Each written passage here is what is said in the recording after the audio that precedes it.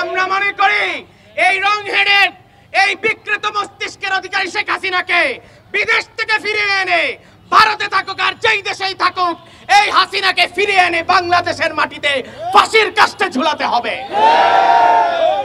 আওয়ামী লীগ এবং তার দোসররা যেমনি ভাবে প্রতিটি রাজনৈতিক জনগোষ্ঠীর উপর নির্মম নিপীড়ন নির্যাতন চালিয়েছে, তার প্রত্যেকটি ঘটনা একটি ঘটনাকে যদি আমরা সামনে রাখি, তার একটি ঘটনায় যথেষ্ট আওয়ামী লীগকে নিষিদ্ধ করার জন্য।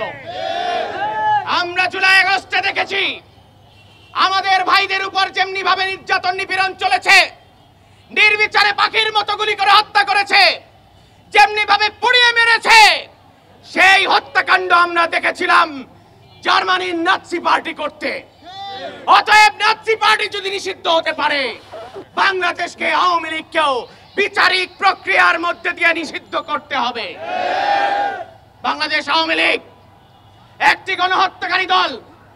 2013 সনে শাপলা চত্বরে যেমনি ভাবে ওলামায়ে কেরামকে বিনা বিচারে নিরস্ত্র মাদ্রাসা ছাত্রদের উপর তারা গুলিবর্ষণ করেছে এবং সেই হত্যাকাণ্ডকে পরবর্তী সময়ে তারা জায়েজ করার জন্য বলেছে যে শাপলা চত্বরে রং মেখে মাদ্রাসা ছাত্ররা শুয়েছিল।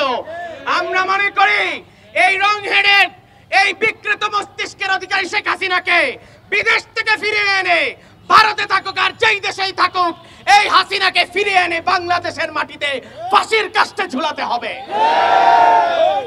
সুস্পষ্টভাবে জানাতে চাই, রাজপথে আমরা যখন নেমেছি, এনসিপি যখন রাজপথে নেমেছে, আওয়ামী লীগের বিচার শেষ না হওয়া পর্যন্ত এবং আওয়ামী লীগের সকল কার্যক্রমকে আইনিভাবে নিষিদ্ধ করার আগ পর্যন্ত আমরা রাজপথ থেকে উঠে যাব না।